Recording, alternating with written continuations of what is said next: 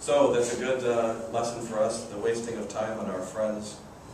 Of course, there's also a doing of friendship. C.S. Lewis talks about common interests, or what he calls elected affinities, which of course aid human friendships, of course.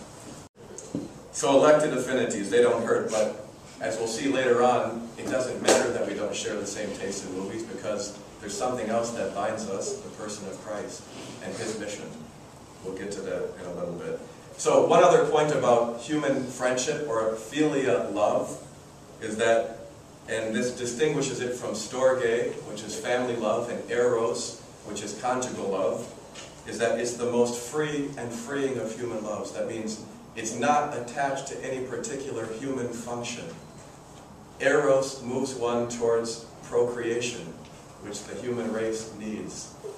Okay, storge leads one to the rearing of children and to the protection of family for survival. Philia, on the contrary, is an end in itself. Okay? And the love of friendship must be a central element then in every other love. And just a final point, that philia has to penetrate eventually storge. Philia has to penetrate eros. Husbands and wives know this. You have to become friends as well as lovers. And philia, as we'll see later on, has to eventually penetrate even agape love. So we'll talk about this. So that's human friendship, some of the characteristics of human friendship. We might then ask, what is a friend of Jesus? Okay, we can look at, all we have to do is look at the human elements of friendship and take it by analogy to Christ. There's a gift of self, first of all. To be a friend of Christ means we have to give him not our things, but ourselves, our hearts. There has to be those pillars of friendship, humanly, which are utter trust and intimate conversation. This has to mark our relationship, our friendship with Christ, if it's more than just a service, but a true friendship. What do we call that? We call that prayer. And prayer is the great waste of time on God in the eyes of the world. It's completely inefficient, completely unproductive, and completely countercultural. So if we really love Jesus with a love of friendship, we're willing to waste a lot of time on him. And that's called prayer. Okay, but we also do things with Christ. And this is the common mission that we spoke about.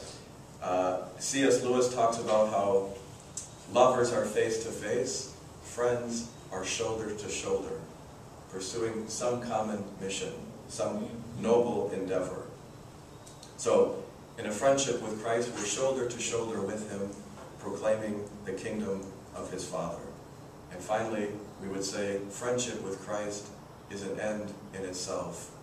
We're not seeking some kind of gain from him.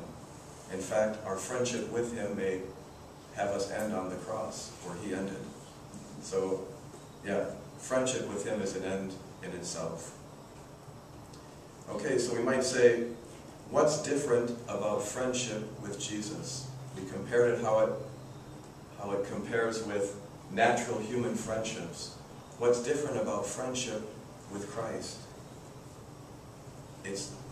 Now we can look at the I of John 15:15. I, Son of God and Son of Man, have called you friends. So the first thing that's different about friendship with Christ is the I, with which we are friends, with whom we are friends. Okay, we know that Jesus Christ shares the divine nature. He also shares the human nature with us. He's fully human and fully divine. And we say, will this change things?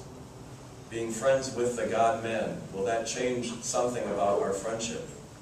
The answer would be yes and no. Yes, it does change things by quality.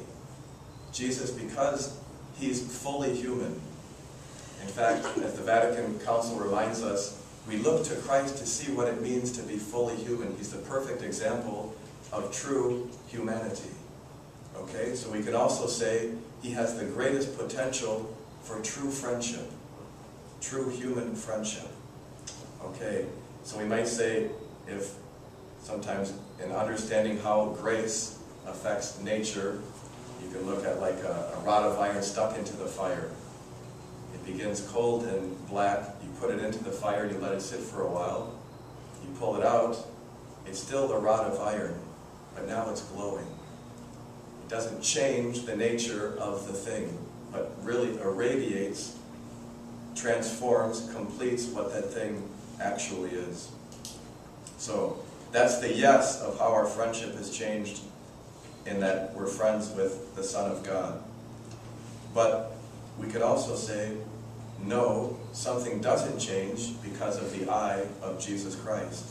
It is still friendship. Jesus had true friendships, and this is a marvel to consider. You might remember a passage from St. Teresa's Story of a Soul. She's meditating on how Christ loved his apostles. And she says, how is it that the eternal Son of God could really love, with the love of human friendship, ignorant fishermen? Was a true friendship even possible? And then she said, it must be that he searched them through for the least bit of virtue and rejoiced in that virtue. And that's how friendship was possible with these men.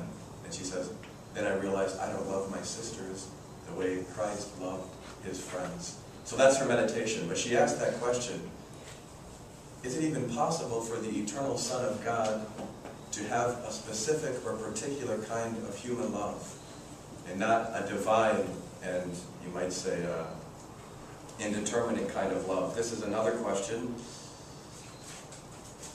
tackled by John Henry Newman, who will be beatified soon, but I don't know when. Does anybody know when the date of his beatification is? Okay.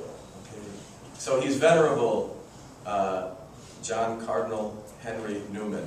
And he has a great sermon on the love of relations and friends. He gives this sermon probably in St. Mary's Chapel in Oxford, and on the occasion of the feast of St. John the Evangelist.